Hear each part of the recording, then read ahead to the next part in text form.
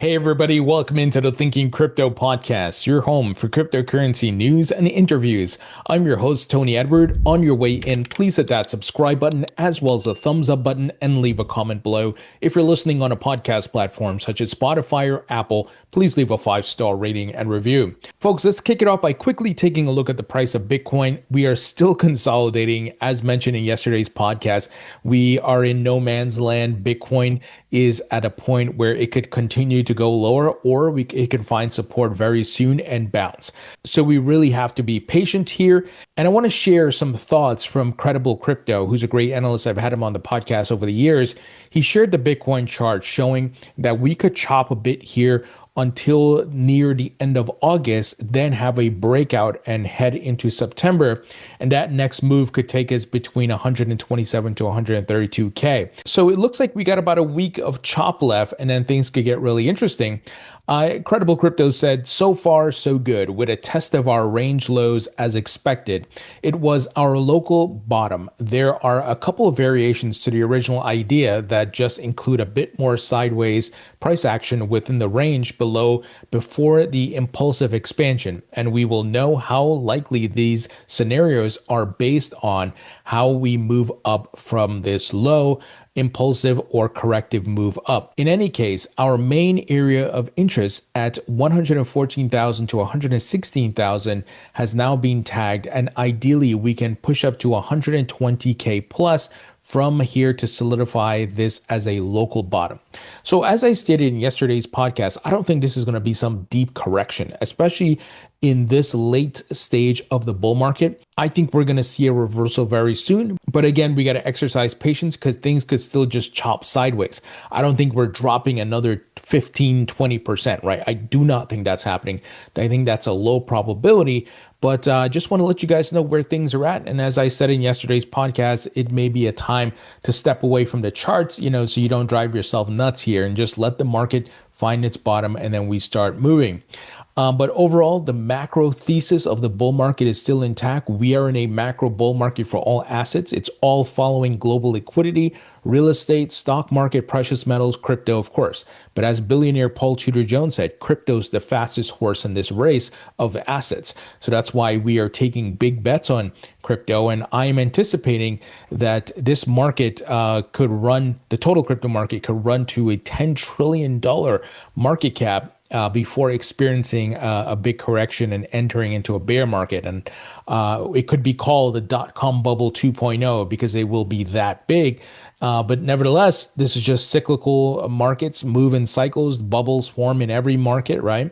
But we want to make sure we're taking profits. If you are planning to, I will be taking profits because my goal is to get more financial freedom. I'm not selling some Bitcoin. I'm selling all my altcoins and some Bitcoin, and I'll be using that money to pay off debt, spend some, put some money into other investments, and bolster up my retirement and much more. So that's my financial situation. Everybody's financial situation is different, so do what's best for you.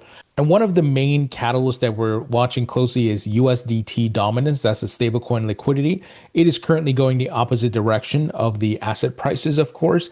And that's a good sign, means more liquidity is coming in, but I believe it's going to roll over as we head towards the end of August. And then the party starts again with another major rally. And as I've been telling you guys, this thing breaks below 4%, heads down to the 3.7%. You're going to see a lot of movement in this market. So patience is the key here. And with this breaking down, it would put us, the trajectory puts us in late September into October. Now, keep that in mind, right, with where USDT dominance is. And then look at this. The SEC postpones approval of Trump Media's Truth Social and other crypto ETFs till October. You don't say. So folks, follow me here. USDT dominance has the trajectory of October, late September, October of, really finding a bottom. Global liquidity is showing a top right now in late September. And obviously, there's a lag between Bitcoin and global liquidity here. I don't know if global liquidity is going to reverse based on the downtrend it's showing on the chart here. But if it does, it means that this move to October into early Q4 will be a local top. But we don't know that yet. Right now, the data as of today is saying, hey, party's over come early Q4. So we're going to keep watching this, but this is another factor. Remember that Trump delayed the China tariffs by 90 days, which puts us in October. In addition, crypto legislation, the Clarity Act, will be passed in late September into October. David Sachs told us this. And all of those factors, there are big narratives there, which mainstream media is going to run with and could bring in a lot of capital into the market. Also, possibly the Fed cutting rates. So you have these major catalyst items here that signal a top could be in. Now, we're going to have to validate it by looking at market sentiment, Google Trends, in addition to app rankings in the App Store. Are we seeing people get euphoric, where everybody and their grandma saying this is the best thing ever, right? Like we've seen historically. So we're going to look at multiple data points and sources to validate the thesis, right, folks? Because we don't want to just look at a one or just a couple. We want to look at the whole thing to make sure we know where the top zone is and we can start exiting the market.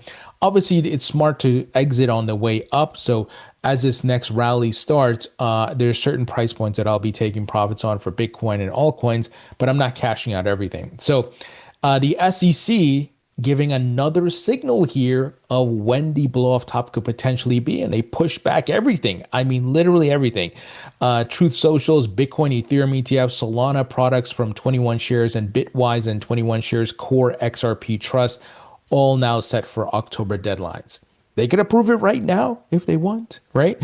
But they're pushing back to October, which aligns with crypto legislation getting passed, with global liquidity topping, all of these things I just mentioned, right? So these are things I am thinking about, I'm looking at, and I will be sharing and breaking it down as we hit these milestones, in addition to other things like the Bitcoin Pi Cycle Top Indicator, and I mentioned like social metrics and trends and so forth, right? So again, the table is being set here. I'm seeing signals, I'm seeing signs of the top zone. So again, be patient. The best is yet to come in this market. Now, folks, quick word from our sponsor, and that is VeChain. VeChain is one of the top layer one enterprise blockchains out there. They are getting adoption by many big brands and companies around the world. I'm a VET token holder. I have been since 2018, so I'm bullish on this project. Some of the key features of the VeChain blockchain includes it's secure, affordable, scalable, fast, and sustainable. Some of the brands they work with include BMW, Walmart, China, PwC. They are also partnered with Boston Consulting Group and Dana White and the UFC. Dana White just recently revealed that he bought like $1 million in VET tokens. So they're doing a lot of great things, guys. And VeChain, many of you know, they just partnered with Franklin Templeton. Well, they just announced a partnership today with Crypto.com. So they said here, we're excited to announce our partnership with VeChain to provide secure custody support for their native assets. So VeChain continues to build incredible partnerships. So folks, if you'd like to learn more, go to vchain.org. Link will be in the description. Now look at this, Ethereum Treasury company BTCS to pay ETH dividend and loyalty payment in part to ward off short sellers. So I had interviewed the CEO of BTCS about a month ago. So if you haven't seen that, check it out. And his name is Charles Allen, by the way. But this is a very smart move on their part. Having Ethereum as a treasury strategy, there's a lot of benefits because it has its built-in native staking program where you can earn those passive rewards. Well, it's up to you if you want to reinvest those rewards or give it as a dividend. So this is very smart on their part to kind of differentiate themselves from the other companies that are, doing the Ethereum treasury strategy or the Bitcoin treasury strategy. In addition, Ethereum allows you to do DeFi where you can earn yields. So there's a lot more possibilities here. And I think it's a smart move by BTCS. So Ethereum treasury company BTCS will pay out a one-time dividend in ETH, a rare example of a firm rewarding shareholders in crypto. A separate loyalty payment is available to those who move their shares to the company's transfer agent for at least 120 days to reduce the amount of liquidity available to short sellers. Smart move by BTCS. This is They're really thinking outside the box here. But I think this is a sign of things to come, and how crypto being added to the balance sheets of publicly traded companies can really help these companies get creative and provide more value to shareholders. So very, very interesting news here. Now, look at this. Stellar Development Foundation invests in Archax, aiming to boost tokenization. Now, I hold the XLM token, which is the native token of Stellar. In my portfolio, I don't have a huge bag or anything like that, but it's interesting to see that they continue to build. So let me give you the details. The Stellar Development Foundation invested in Archax to boost tokenization of real-world assets using the Stellar blockchain. The tokenized real-world asset market is rapidly growing and is expected to become a trillion-dollar industry by 2030. So Archax has already started using Stellar, integrating the network into its in-house tokenization platform and launching a tokenized Aberdeen money market fund. So huge news for Stellar. And if you're an XLM holder, this is what you want to see, that they are getting the adoption, and they have TradFi institutions tokenizing and building on the blockchain. So that is definitely something you want to see as a token holder. Moving ahead, Circle acquires Malachite to power its upcoming Arc blockchain. So last week, Circle announced they're launching their own native blockchain, and they weren't the only ones. There are a bunch of other firms looking to do the same. So you're seeing kind of this L1 race or competition heating up here. Will these L1s be successful? We'll have to wait and see, because you need ecosystem build out, you need distribution. Just because you have a blockchain within in-house doesn't mean everybody else wants to use it, right? It has to be decentralized. So we'll see how this plays out. So let me give you the details. Stablecoin issuer Circle has acquired Malachite, the consensus engine that is set to underpin payments focus blockchain Arc from software development firm Informal Systems, according to a Monday press release. The deal includes the underlying technology and intellectual property of Malachite, and 9 persons from the Informal Systems will join Circle. An Informal Systems spokesperson told CoinDesk the firms didn't reveal details about the pricing. The deal comes as Circle, the company behind the $65 billion USDC token, announced last week it's building its own Layer 1 blockchain designed for stablecoin finances, a recent trend among asset issuers aiming to capitalize on the booming sector. Stablecoins, a set of cryptocurrencies with prices tied to an external asset like the US dollar, are projected to become a $1 trillion market and disrupt cross-border payments. So, big move here by Circle, and we'll see how it plays out. Again, just because you launch your own Layer 1, and this goes for any company, it can take years to build a distribution. So I'm not saying they can't do it, but let's see if they're able to get the network effects. That's the important part. Now, speaking of stablecoins, this is fascinating. The OCC, so many of you know this is a federal agency. They help regulate banks and the activity they do with crypto and much more. They tweeted out today, community banks can partner with companies developing stablecoins to foster innovation and offer new products. The OCC will review and update as necessary its regulatory and supervisory approach to ensure it supports innovations in banking and the vitality of community banks. So they're not opening it up just for the big boys, right? Like your JP Morgans, but for the community banks, federal credit unions, and so forth. So a lot is opening up here. Most recently, the Fed rolled back some of their restrictions. So banks can really jump all in with crypto. And I think as we get the market structure bill passed, in a couple months or so, it will really set off a huge move of adoption and innovation from these banks and institutions. So this is why I'm bullish not only for this bull market, but for future bull markets. And, I've often stated in the bear market, that's where a lot of building is done. So when the prices are down and they say crypto is a scam, these banks are going to be building and a lot of people are going to be building.